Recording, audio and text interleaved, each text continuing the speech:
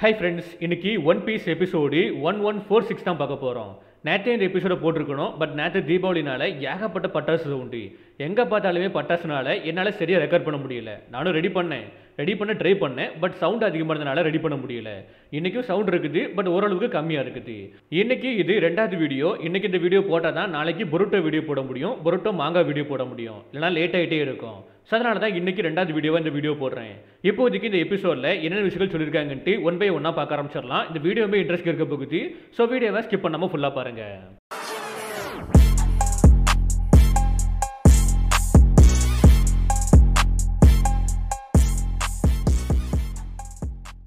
Episode ஸ்டார்டிங்கில் இன்னுமே ஏகப்பட்ட பசிபிஸ்டா மரைன்ஸோட பேட்டில் ஷிப்பாக இருக்கட்டும், நார்மல் ஷிப்பாக இருக்கட்டும், அது எல்லாத்தையுமே டிஸ்ட்ரைப் பண்ணிகிட்டே இருக்குது.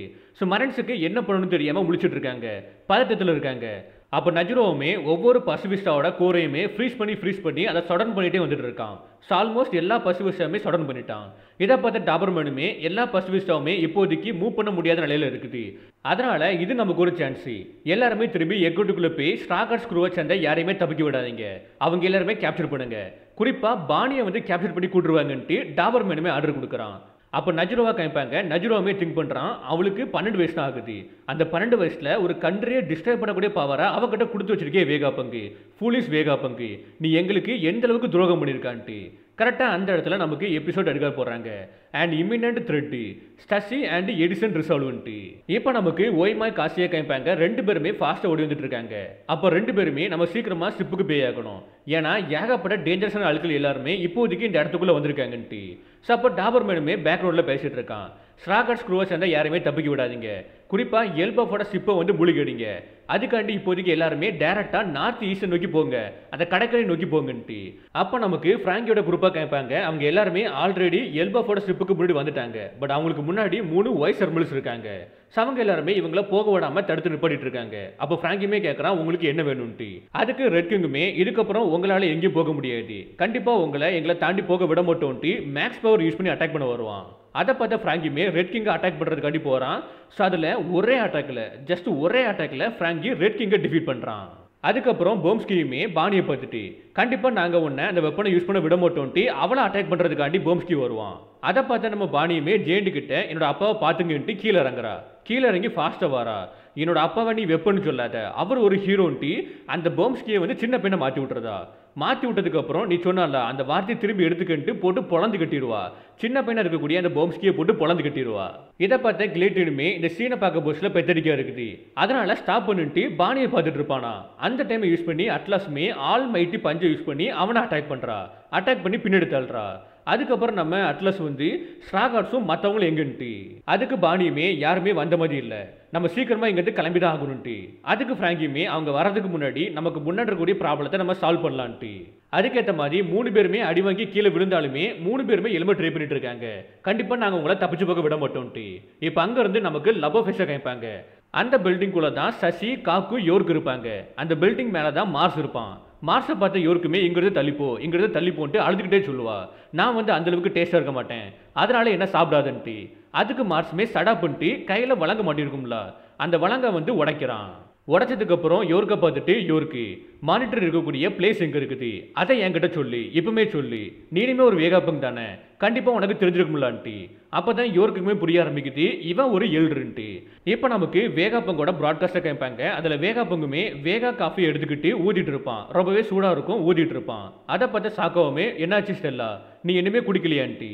அதுக்கு நம்ம வேகா பொங்குமே, இது ரொம்பவே ஹாட்டாக இருக்குது, என்னோட டங்குமே ரொம்பவே சென்சிட்டிவ்ன்ட்டு. அதுக்கு பித்தவரசுமே, சாக்கா உனக்கே தெரியுங்களா, ஹாட்டான விஷயங்களை அவனால் ஹேண்டில் பண்ண முடியாதுன்ட்டு. இப்படி மாற்றி பேசிகிட்டு இருப்பாங்க. அப்போ சாக்காவுமே, இன்னும் 4 நிமிஷம் தான் இருக்குன்ட்டு. இந்த ப்ராட்காஸ்ட்டில் வேகாப்பங் என்னென்ன விஷயங்கள் பேசியிருக்கான்னு உங்களுக்கு தெரிஞ்சுக்க ஆசையாக இருந்துச்சுன்னா நான் ஆல்ரெடி ஒரு வீடியோ ரெடி பண்ணி போட்டிருக்கேன். வேகாப்பங் இந்த ப்ராட்காஸ்ட்டில் என்னென்ன விஷயங்கள் பேசியிருக்கான்ட்டு எல்லாத்தையுமே தனியாக ஒரு வீடியோவில் எக்ஸ்பிளைன் பண்ணியிருக்கேன். அந்த வீடியோவோட லிங்கை மேலே ஐக்கன்லையும் தரேன், அதே மாதிரி ஃபஸ்ட்டு கமெண்டில் பின் பண்ணி வைக்கிறேன். அதை செக் பண்ணி பாருங்கள். ஏகப்பட்ட விஷயங்களை தெளிவாக எக்ஸ்பிளைன் பண்ணியிருப்பேன். இப்போ யோர்க்கும் மார்ஸும் ஒரு ரூமை உடச்சிக்கிட்டு உள்ளே வராங்க. ஸோ அப்போ மார்ஸுமே, யோர்க்கு இந்த ரூம் தானே உனக்கு தெளிவாக தெரியுமில்லான்ட்டு. அதுக்கு எனக்கு தெரிஞ்ச வரைக்கும் கண்டிப்பாக இந்த ரூமாக தான் இருக்க வாய்ப்பு இருக்குன்ட்டு சொன்ன அடுத்த செகண்டே மார்ஸு ஃபயர் பிளாஸ்ட்டை யூஸ் பண்ணி ஒரே அட்டாக்ல அந்த மொத்த இடத்தையுமே நாசம் பண்ணுறான், மொத்த இடத்தையுமே பிளாஸ்ட் பண்ணுறான். பட் ஸ்டில் அந்த ப்ராட்காஸ்ட் வந்து ஸ்டாப் ஆகவே இல்லை. பின்னாடி வேகா பங்கு, ஸ்டெல்லா, பித்தகுரஸ் பேசுகிற விஷயங்கள் கேட்டுட்டு தான் இருக்கும். அதை பார்த்து மார்ஸ்மே கடுப்பாக ஆரம்பிக்கிறான். அப்போ யோர்க்கு இதெல்லாம் பார்த்துட்டு சாக்காயிட்டு வெயிட் பண்ணி நீ இந்த அளவுக்கு ரெக்லெஸ்ஸாக இருக்காத, ஏன்னா உனக்கே வந்து கேட்குதுல அந்த ப்ராட்காஸ்ட் வந்து இன்னும் ஸ்டாப் ஆகவே இல்லை. நான் மட்டும் ஸ்டெல்லாவாக இருந்தேன்னா அந்த டிரான்ஸ்மிஷனேல இந்த இடத்துல மறைச்சு வச்சிருக்க மாட்டேன், ஆரிஜின் ஆன இடத்துலயே மறைச்சு வச்சிருக்க மாட்டேன்ட்டு. அதுக்கு நம்ம மார்ஸ்மே அப்போ நான் என்டையர் லேபை டிஸ்ட்ரைப் பண்ணுறேன்ட்டு. அதுக்கு யோருக்குமே நீ அதை மட்டும் பண்ணவே கூடாது, ஏன்னா இந்த லேபில் 2வது ஃப்ளோரில் பில்டிங் பியில் வந்து வெப்பன் டெவலப்மெண்ட் இருக்குது, ஃபஸ்ட்டு ஃப்ளோரில் பவர் பிளான்ட் இருக்குது, 3வது ஃப்ளோரில் பில்டிங் சியில் வந்து ஹை ப்ரெஷரான கேஸ் வந்து லைன் பை லைனாக இருக்குது. நீ இதில் ஏதாவது ஒன்றை மட்டும் டிஸ்ட்ராய் பண்ணனா மொத்தமாக என்டையர் லேபுமே டிஸ்ட்ராய் ஆயிரும், அது கூட சேர்ந்து பங்கு ரெக்கார்டுமே டிஸ்ட்ராய் ஆயிரும்ட்டி. அதுக்கு மார்ஸ்மே அப்போ நீனே ஒரு வழி சொல்லி, நீனே திங்க் பண்ணி சொல்லி எந்த இடத்துல இருக்க வாய்ப்பு இருக்குது, ஏன்னா நீனும் அவனும் ஒரே மாதிரி தான் திங்க் பண்ணுவீங்கன்ட்டு. அதுக்கு யோருக்குமே அஃப்கோர்ஸ் நான் அந்த ஸ்டூபிட் ப்ராட்காஸ்ட்டை ஸ்டாப் பண்ணுவேன், ஏன்னா அவங்க இதுக்கு மேலேயும் க்ரைம் பண்ணாங்கன்னா என்னால் உங்கள் கூட அசோசியேட் பண்ண முடியாது, அந்த விஷயம் ரொம்பவே கஷ்டமாக போயிடும், என்னால் இதுக்கு மேலேயும் உங்கள் கூட பேசுறது ரொம்பவே கஷ்டமாக போயிடும், அதனால் கண்டிப்பாக அந்த ஸ்டூபிட் ப்ராட்காஸ்ட்டை நான் ஸ்டாப் பண்ணுவேன்ட்டு. அப்போ மார்ஸ்மே சைலண்ட் ஆகிறான். அதை பார்த்த யோருக்கு என்னாச்சுன்னு கேட்க போஸ்டில் எனக்கு ஒரு ஸ்மால் கிரீச்சரோட வாய்ஸை கேட்க முடியுது, சென்ஸ் பண்ண முடியுதுன்ட்டு. உடனே யோருக்குமே பங்கு ரெக்கார்டில் இருந்தா அப்போ தான் அவளுக்குமே ஞாபகம் வருது, பங்கு ரெக்கார்டா ரீசெண்டாக தான் டிரான்ஸ்மிஷனேல வந்து டெவலப் பண்ணும், அது குரோனிக்கல் ஸ்பைரல் செல்லு மாதிரி இருக்குன்ட்டு. உடனே மார்ஸ்மே என்ன அந்த இடத்துக்குள்ள கூட்டிட்டு போன்ட்டு யோர்க்கு கிட்ட சொல்றான். இப்போ சசியை கேட்பாங்க. சசி காக்குவை பார்த்துட்டு இது உனக்கு நல்ல விஷயம், ஏன்னா அவன் உன்னை கொஞ்சம் கூட கேர் பண்ணவே இல்லைன்ட்டு. அதுக்கு காக்குவுமே ஃபர்ஸ்ட் ஆஃப் ஆல் அவன் என்ன மட்டும் இல்லை ஒன்னையும் கேர் பண்ணவே இல்லைன்ட்டு, அண்ட் சேம் டைம் அந்த மான்ஸ்டர் என்னதுன்ட்டு. அதுக்கு சசியுமே அவங்களோட கான்வர்சேஷனை கேட்க போஸ்ட்ல 1 ஆஃப் த 5 எழுதுற மாதிரி இருக்குன்ட்டு. அதுக்கு காக்குவுமே நானுமே அப்படிதான் நினைச்சேன், இது எந்த அளவுக்கு ரொம்பவே க்ரீப்பியான டிரான்ஸ்ஃபர்மேஷனாக இருக்குன்ட்டு.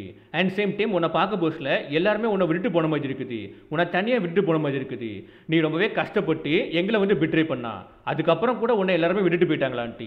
அதுக்கு நம்ம சசி சிரிச்சுக்கிட்டே நீ வந்து அந்த அளவுக்கு பேச தேவையில்ல, ஏன்னா நான் தான் முடிவு பண்ண இங்க இருக்கிறதா, யாராவது ஒருத்தங்க ஃபைல் மிஷினை வந்து கேரி பண்ணி தான் ஆகணும்ட்டு. இப்போ இந்த விஷயம் எடிசன் மூலமா நாமிக்கு தெரிய ஆரம்பிக்குது. நாமியுமே சாக்கா வரா, என்னது நம்ம சசியை விட்டுட்டு கிளம்பணுமான்ட்டு. அதுக்கு எடிசனுமே நம்ம கிட்ட வேற வழி கிடையாது, ஏன்னா ஷிப்பு இங்கிருந்து சேஃபா எஸ்கேப் ஆகி போறதுக்கு பெரியர் சடன் ஆகி தான் ஆகணும். ஃபெண்டியர் டோமை கண்ட்ரோல் ரூம்லேருந்து மட்டும் தான் டீஆக்டிவேட் பண்ண முடியும், அந்த வேலையை அவளே பண்ணுறன்ட்டு அவளே சூஸ் பண்ணிக்கிட்டா. நீ அவளுக்கு தேங்க்ஸ் சொல்ல நினச்சானா நம்ம எல்லாருமே இந்த இடத்த விட்டு சேஃபாக எஸ்கேப் ஆகி போனாலே போதும்ட்டு. அதுக்கு நாமியுமே அஃப்கோர்ஸ் நான் என்னோட பெஸ்ட்டை கொடுப்பேன், இந்த இடத்த விட்டு கிளம்புறதுக்கு என்னோட பெஸ்ட்டை கொடுப்பேன்ட்டு. அப்போ ராபினுமே என்னதான் சசியோட ஹெல்ப் மூலமாக பெரியர் வந்து சடன் ஆனாலுமே வேகா ஃபோர்ஸ் ஒன்றும் இல்லாமல் நம்மளால் ரொம்ப தூரத்துக்கு பறந்து போக முடியாதுன்ட்டு. அதுக்கு எடிசனுமே நான் ஆல்ரெடி கால்குலேஷன் பண்ணிட்டேன், பேசிக் ஃபிசிக்ஸ் மூலமாக ஏகப்பட்ட கால்குலேஷன் பண்ணிட்டேன், நம்ம என்னதான் பண்ணாலுமே நம்ம ஷிப்பு கரெக்டாக கிரவுண்ட் லெவலில் தான் வாய்ப்பு இருக்குன்ட்டு. அதை சொன்ன அடுத்த செகண்டே நாமி சாக்க ஆரம்பிக்கிறா. அப்போ அந்த இடத்துல ஷிப்பில் இருந்து ஊசோப்புமே நாமி கூப்பிட்டு பஸ் ரெடி ஆகிட்டு, இப்போ ஜோராவும் ஜிம்பையும் மட்டும் வந்தால் போதும் நம்ம ஒரு மிகப்பெரிய ஜம்ப் பண்ணி டேரெக்டாக கடலுக்கு போயிடலான்ட்டு. அதுக்கு சோப்பருமே ஊசப்பு கிட்ட ஊசப்பு இப்போ நமக்கு ஒரு மிகப்பெரிய ப்ராப்ளம் இருக்குது, நம்ம என்னதான் கூப்பிட்டு பஸ்ஸை யூஸ் பண்ணி ஜம்ப் பண்ணாலுமே அந்த பவர் பத்தாது, நமக்கு அதை தாண்டி நிறைய விஷயங்கள் தேவைப்படும்ட்டு. உடனே ஊசப்புமே பயந்துட்டு எங்களால் மட்டும் கடலை ரீச் பண்ண முடியலனா, சேஃபாக ரீச் பண்ண முடியலனா கண்டிப்பாக உங்கள் எல்லாருமே நாங்கள் விட்டுட்டு போயிடுவோன்ட்டு. அதை கேட்ட எடிசனுமே சிரிக்க ஆரம்பிக்கிறான். ஸோ கண்டிப்பாக உங்கள் ஷிப்பு வந்து பெயினில் தான் இருக்கும்னு நினைக்கிறேன், ஒரு விஷயத்தை பண்ணி முடிக்கிறதுக்கு எந்த அளவுக்கு ஸ்ட்ரென்த் தேவையோ அந்த அளவுக்கு மிராக்கிள்ஸுமே தேவைப்படும், பட் நான் ஒரு சயின்டிஸ்ட்டு, அதனால நீங்கள் என்ன நம்பலாம், கண்டிப்பாக நான் சொல்கிறேன் உங்களோட ஷிப்பை நான் வாட்டரில் சேஃபாக லேண்ட் பண்ண வெயிட் பண்ணிட்டு டேரெக்டாக பெரிய நோக்கி போக ஆரம்பிப்பான், அந்த ஃபெண்டியர் டோமை நோக்கி போக ஆரம்பிப்பான். அதை பார்த்து நிறுத்துமே எடிசன் வேண்டான்ட்டு பின்னாடியே போக ஆரம்பிப்பான். பட் நம்ம எடிசன் என்ன பண்ண ஆரம்பிக்கிறான்னா அந்த பெரிய நோக்கி ஃபாஸ்ட்டாக போயிட்டே இருப்பான், ரொம்ப ஃபாஸ்ட்டாக போயிட்டே இருப்பான். ஸோ அப்படி போயிட்டு இருக்க போஸ்டில் என்ன நடந்தாலுமே பரவாயில்ல ஸ்ட்ராகர்ட்ஸு நீங்கள் எல்லாருமே இந்த இடத்த விட்டு தப்பிச்சு தான் போகணுன்ட்டு கேல்குலேட் பண்ணிட்டு இருப்பான். அந்த இடத்துல மோதுறது மூலமாக எந்த அளவுக்கு டேமேஜ் ஏற்படும்ட்டு கேல்குலேஷன் பண்ணி பார்க்க போஸ்டில் 78% டேமேஜ் ஏற்படும் எடிசனோட உடம்புல. பட் ஸ்டில் அவன் சாக மாட்டான், அதனால டேரக்டாக அந்த பெரியரில் போய் இடிக்க ஆரம்பிக்கிறான். அதை பார்த்த நாமியோட குரூப் எல்லாருமே சாக்காகிட்டு இருப்பாங்க, லிலித்துமே அழுதுட்டு இருப்பா, எடிசன்ட்டு அழுதுட்டு இருப்பா. இப்போ நமக்கு ஜூபிட்டரை காமிப்பாங்க. ஜூபிட்டர் என்ன பண்ணுறான்னா டோரி புரோக்கி லுஃபி தப்பிச்சு போகக்கூடாதுன்ட்டு காற்றை உள்ள சக் பண்ணிட்டு இருப்பான், ஃபாஸ்ட்டாக சக் பண்ணிட்டு இருப்பான். அது எந்த அளவுக்கு ஸ்ட்ராங்காக இருக்குன்னா நம்ம ஜூபிட்டர் சென்டரில் இருப்பான், அந்த ஐலண்டோட சென்டரில் இருப்பான். அப்படி சக் பண்ண போஸ்டில் காற்று ஃபாஸ்ட்டாக உள்ளே வந்துட்டு இருக்கும். இந்த ஐலண்டோட கடற்கரையில் ஏகப்பட்ட ஷிப் இருக்கும் பார்த்தீங்களா, மரைன் ஷிப் இருக்கும் பார்த்தீங்களா, அதுவே வந்து கொஞ்சம் கொஞ்சமாக அந்த ஐலண்டோட சென்டர் நோக்கி வந்துட்டு இருக்குது. ஸோ அந்த அளவுக்கு காற்று ஃபாஸ்ட்டாக இருக்குது. அந்த ஷிப்பில் இருக்கக்கூடிய மரைன்ஸ் இருப்பாங்களா அவங்க எல்லாருமே அப்படியே பறந்து போய் டேரெக்டாக ஜூபிட்டரோட வாய்க்குள்ளே விட ஆரம்பிக்கிறாங்க. ஸோ அப்போ நமக்கு டோரி புரூக்கி லூஃபியை காமிப்பாங்க. 3 பேருமே ஃபாஸ்ட்டாக போக ட்ரை பண்ணுறாங்க. பட் காற்று இந்த அளவுக்கு ஃபாஸ்ட்டாக உள்ளே இழுக்கிறனால அவங்க அவங்களால மூவ் பண்ண முடியல. ஒரே இடத்துல கஷ்டப்பட்டுட்டு இருக்காங்க. அப்போ டோரியும் ப்ரூக்கியும் இவர் ரொம்பவே கிரேசியா வந்து உறிஞ்சிட்டு இருக்கான். அதாவது காத்த உள்ள இழுத்துட்டு இருக்கான். நம்மளால கொஞ்சம் கூட மூவ் பண்ண முடியலன்ட்டு. அதுக்கேற்ற மாதிரி ஜூபிட்டருமே ஃபாஸ்டா காத்த உள்ள சக் பண்ணிட்டே இருப்பான். ஒரு கடத்துக்கு மேல லூஃபியால ஒண்ணுமே பண்ண முடியல. அப்படியே பின்னாடி போக ஆரம்பிப்பானா. டக்குன்னு டோரியோட கையை பிடிச்சி ஃபாஸ்டா பில்டிங் இருக்கக்கூடிய ஏரியாவை நோக்கி போக ஆரம்பிக்கிறான். அந்த ஏரியால ஒரு பில்டிங் இருக்கும். அந்த பில்டிங்கை உடைச்சி அப்படியே தூக்க ஆரம்பிக்கிறான். அதை பார்த்த ஜூபிட்டருமே டோரி ப்ரூக்கியை விட்டுட்டு லூஃபியை பார்த்து காத்த உள்ளிழுக்க ஆரம்பிப்பான். அப்போ நம்ம லூஃபி அந்த பில்டிங்கை தூக்கிட்டு உனக்கு பசிக்குதுன்னா இந்த பில்டிங்கை சாப்பிட்டுட்டு தூக்கி எரிஞ்சிருவான். அந்த பில்டிங்கை தூக்கி எரிஞ்சிருவான். ஆல்ரெடி ஜூபிட்டர் ரொம்பவே ஃபாஸ்ட்டாக காத்த உள்ள எழுதிட்டு இருப்பான். இப்போ லூஃபியுமே அந்த பில்டிங்கை ஃபாஸ்ட்டாக த்ரோ பண்ணியிருப்பான்ல. அந்த ஸ்பீடில் அப்படியே வந்து ஜூபிட்டரோட வாய்க்குள்ளே போக ஆரம்பிக்குது. அவனால் ஒன்றுமே பண்ண முடியல, அப்படியே ஸ்டக் ஆகுது. அதுக்கப்புறம் நம்ம லூஃபி டேரக்டா டோரி ப்ரூக்கி கிட்ட வந்துடுவான். வந்த அடுத்த செகண்டே அவன் ஸ்ட்ரென்த் எல்லாம் இழந்து நோஞ்சா மாதிரி மாறிடுவான். லைக் வயசான ஃபார்முக்கு மாறிடுவான். ஃபர்ஸ்ட் இந்த விஷயத்தை டோரியும் ப்ரூக்கியும் நோட் பண்ணியிருக்க மாட்டாங்க. நீ சூப்பரா பண்ணிட்டா, சூப்பரா அவனை தடுத்தான்ட்டு ஃபாஸ்டா ஓட ஆரம்பிப்பாங்களா. அதுக்கப்புறம் தான் நோட் பண்றாங்க லூஃபி டயர்டில் அப்படியே உட்காந்துட்டு இருப்பான். எனக்கு டயர்டா இருக்குட்டு. டக்குன்னு ரெண்டு பேருமே ஷாக்கா வராங்க. என்னாச்சு ஸ்டாக் நீ டக்குன்னு அன்ஃபெமிலியரான ஒரு ஓல்டு மேன் ஃபார்ம் எடுத்துட்டியே, உனக்கு என்னாச்சுன்ட்டு ஷாக்கா வராங்க. அதுக்கு லூஃபியுமே என்னோட ஃபுட் எனர்ஜி வந்து மொத்தமாக ரன் அவுட் ஆகிட்டுன்ட்டு. உடனே ப்ரூக்கியுமே ஃபுட்டா உனக்கு ஹக்கார்லி வேணுமான்ட்டு ஒரு மீட் எடுப்பான். அந்த மீட்டு ரொம்பவே ஸ்மெல்லாக இருக்கும். ரொம்பவே கெட்ட வாடை அடித்த மாதிரி இருக்கும். லூஃபியுமே மூக்க போத்துவான். இது ஏன் இந்த அளவுக்கு ஸ்மெல்லாக இருக்குன்ட்டு. அதுக்கு நம்ம ப்ரூக்கியுமே இது வந்து ஃபெர்மெண்டட் சார்க்கு, அதாவது புளிக்க வைக்கப்பட்ட சார்க்குன்னு சொல்லுவாங்க. லைக் எப்படின்னா ஒரு கருவாடு மாதிரி. இது எல்பாஃபோட எனர்ஜி போட்டான். இதை சாப்பிட்டா டக்குன்னு எனர்ஜி எரியும்ட்டு நம்ம ப்ரூக்கியுமே கொடுக்குறான். லூஃபியுமே அதை வாங்கிட்டு சாப்பிட முடியாமல் சாப்பிட்றான். ஏன்னா அந்த அளவுக்கு ஸ்மெல்லாக இருக்குது. அப்போ டோரியும் ப்ரூக்கியும் இது வந்து நல்லா இருக்கும், ஒன்ஸ் நீ சாப்பிட்டு பழகிட்டனா ரொம்பவே டேஸ்ட்டாக இருக்கும்ட்டு. லூஃபியுமே அதுபடி சாப்பிட்டு முடிப்பானா. சாப்பிட்டு முடிச்ச அடுத்த செகண்டே அவன் நார்மல் ஃபார்முக்கு வரான். டக்குன்னு நார்மல் ஃபார்முக்கு வரான். இதுக்கு முன்னாடிலாம் கொஞ்சம் லேட் ஆகும். பட் இப்போ டக்குன்னு நார்மல் ஃபார்முக்கு வரான். அதுவும் மசில் அப்லாம் ஆகுது அவனுக்கு. அந்த அளவுக்கு எனர்ஜி வந்து டக்குன்னு பூஸ்ட் ஆகிருக்குது. அந்த விஷயத்த லூஃபியே சொல்லுவான், என்னால் ஃபீல் பண்ண முடியுது. இதோட ஸ்மெல் வந்து கேவலமாக இருந்தாலும் இது எனக்கு எனர்ஜியை கொடுத்துருக்குன்ட்டு. அதை பார்த்தா ரெண்டு பேருமே சிரிக்க ஆரம்பிப்பாங்க. உன்னோட பாடி வந்து ரொம்பவே சிம்பிளாக இருக்குது, நீ பழையபடிக்கு வந்துட்டியா, நீ ஃபர்ஸ்ட் இருந்த மாதிரி வந்துட்டியான்ட்டு ஸ்மைல் பண்ணிட்டே போயிட்டே இருப்பாங்க. அப்போ வார்குரி பின்னாடி ஃபாலோ பண்ண ஆரம்பிக்கிறான். அதை பார்த்தா டோரியும் ப்ரூக்கியும் நம்ம சீக்கிரமாக இங்கேருந்து கிளம்பி ஆகணும், ஏன்னா போர் நம்மளை ஃபாலோ பண்ணுதுன்ட்டு. அதுக்கு லூஃபியுமே அதை என்கிட்ட விட்டுருங்க, ஃபுட் பவர் அட் ஃபுல் த்ரோட்டில்ன்ட்டு வார்குரியை நோக்கி ஜம்ப் பண்ணுவான். அதை பார்த்து ரெண்டு பேருமே ஷாக்கா வராங்க. ஸ்ட்ராகாட் நீ என்ன பண்ணுறான்ட்டு. பட் லூஃபி அங்கே தேர்ட் கியருக்குள்ளே போகிறான். தேர்ட் கியருக்குள்ளே போனதுக்கப்புறம் ஹாக்கியை கோட் பண்ணி கொமு கொமுனோ ரெட் ராக் யூஸ் பண்ணி வார்குரியை அட்டாக் பண்ணுறான். இதுக்கு முன்னாடி இந்த அட்டாக்கை எப்போ யூஸ் பண்ணியிருப்பானா வானோ இருக்குல்ல கையோடுக்கு எதிராக, அதாவது எபிசோடு 1015 நினைக்கிறேன், அந்த டைம் தான் யூஸ் பண்ணியிருப்பான். அதுக்கப்புறம் இப்போ தான் யூஸ் பண்ண ஆரம்பிக்கிறான். என்னதான் லூஃபி ரெட் ராக் யூஸ் பண்ணி அட்டாக் பண்ணாலுமே அது அவனுக்கு தான் வலிக்க ஆரம்பிக்கும். ஏன்னா வார்குரியோட தலை இருக்குல்ல, அது ரொம்பவே ஹார்டாக இருக்கும். பேசிக்காக ஒரு பன்னியோட தலை எப்படி இருக்கும், ரொம்பவே ஹார்டாக இருக்கும். காட்டு பண்ணி சொல்கிறேன், அது தலையை வச்சு தான் பேசிக்காக அட்டாக் பண்ணும். அதனாலே அந்த பகுதி வந்து ரொம்பவே ஹார்டாக இருக்கும். பார்த்தீங்களா, இவன் தலையில் தான் அட்டாக் பண்ணியிருப்பான்.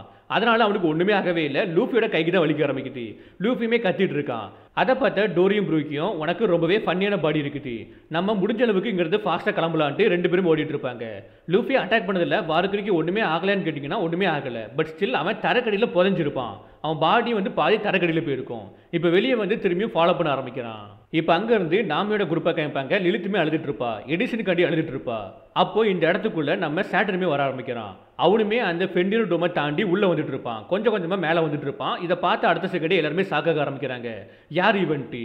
இப்போ நமக்கு ஃப்ராங்கியோட குரூப்பை கேட்பாங்க. அவங்களுக்கு முன்னாடி வைஸ் ரெமில்ஸ் மரைன்ஸ்ன்ட்டு ஏகப்பட்ட ஆள்கள் இருந்திருப்பாங்க. அவங்க எல்லாரையுமே ஃப்ராங்கி, பானி, அட்லாஸ், ஜெயின்ஸ்ன்ட்டு எல்லாருமே சேர்ந்து டிஃபீட் பண்ணியிருப்பாங்க.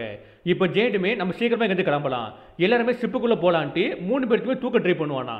அப்போ அந்த ஜெயின்ட்டை யாரோ சோடை வச்சு கட் பண்ணுவாங்க, முதுகில் வந்து அட்டாக் பண்ணுவாங்க. யாருன்னு பார்த்தீங்கன்னா நஜ்ரோ. இந்த இடத்துல ஒரு சீன் வரும் பார்க்கணும். இந்த இடத்துல சொதப்பிட்டாங்கன்னே சொல்லுவேன் என்னை பொறுத்த வரைக்கும். ஏன்னா மாங்கால இது ஒரு ஐகானிக்கான பேனல், செம்மையாக இருக்கும். நிறைய ஃபேன்ஸுமே இந்த பேனலை ரீக்ரியேட் பண்ணி போட்டிருந்தாங்க.